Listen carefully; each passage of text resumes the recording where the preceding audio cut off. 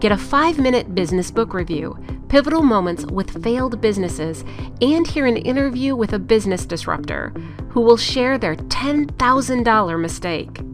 This is the Forward Motion Business Show with Professor Ken and Professor Paul A. Marino. Hit new heights. Start with Forward Motion.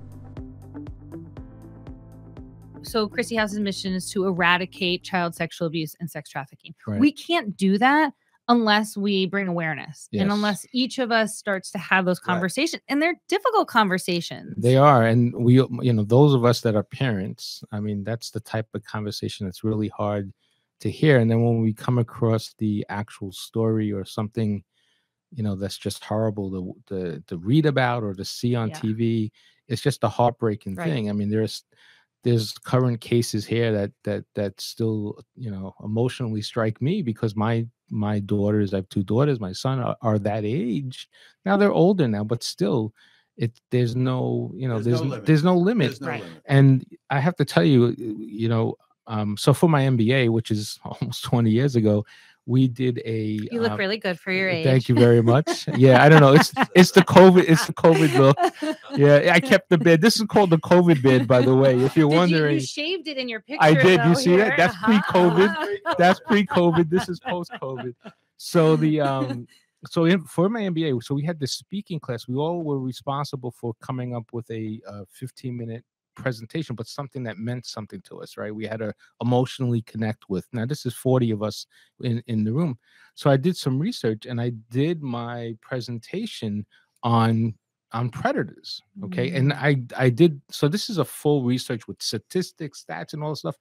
And I can't cite the stats to you now, but they're just mind-boggling. The 1 in 5 and how most of the abductions happen from someone that knows the family. 90% of the time. And you look at these things, and that 1 in 5, and just to visualize that. So there's 40 of us in the room, like there's 3 of us right now. We all have children, let's say, and between the 3 of us, we might have 6 children. That means one of them. Yes. In this room, one of them would be at least approach. At least approach. So that's where you start to say, don't send those pictures, right? Like there is a data hygiene that we need to start teaching really early. Right. I mean, I'm like grateful that Instagram was not around when I was a kid. Yeah. Right. But I think it's so easy to post in this, world that then and photos are out there, and once it's out there, it's out there. You can't take it back. Can't take it back. And so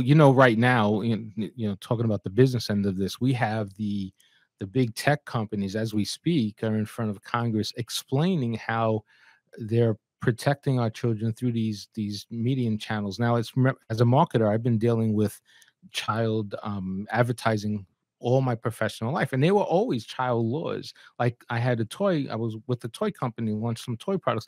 There are laws that you have to follow when you try to promote your products to children, but on the internet there's no such thing. And you see, you could tell if you're 15, you could tell if you're 45. I mean, it's just kind of crazy. And you have these people who have always been around, right? Since I think the beginning of time, if we could go back to the beginning of time, they've always been around, unfortunately. But now they have this channel to go ahead and just really exploit and take advantage of these kids. Yeah. So in that discussion I had, and this again 20 years ago, and it's still in the back of my mind, and I think one of these days I hope to get there. I concluded with a nonprofit initiative. Now my kids were toddlers back then, so I was really passionate. I'm still passionate about it now.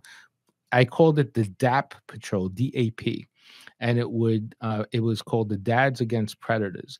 And my idea was to replicate something. I grew up in New York in the 80s, and there was this thing called the Guardian, the Angels, right? Which is the Silway. He's actually running for mayor of New York right now. So I would take the subway. I would go to school on the subway. I took 2 trains and 2 buses, and you would see these angels with the red berets all over the place. Interesting. And they would protect whoever needed protected, right? They didn't carry arms. They would just be threatening and all that stuff. Some of them might have been interesting, but in any case, so my thought was, and the Dads Against Predators, the DAP Patrol would be volunteered screen fathers that would be at bus stops, be somewhere where the kids would need to be, just as a you know, a presence, deterrent. right, deterrent there, because that probably would help. So that's always been in the back of my mind. 20 years later, now we're talking about it here, and I'm thinking, wow.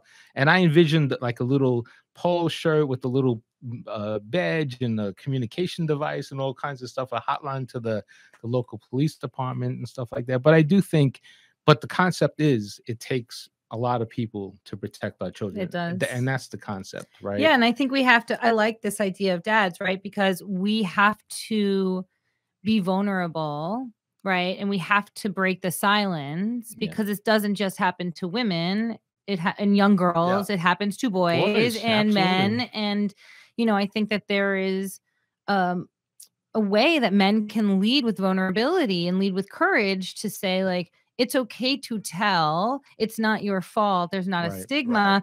And, you know, you can seek help. Yes.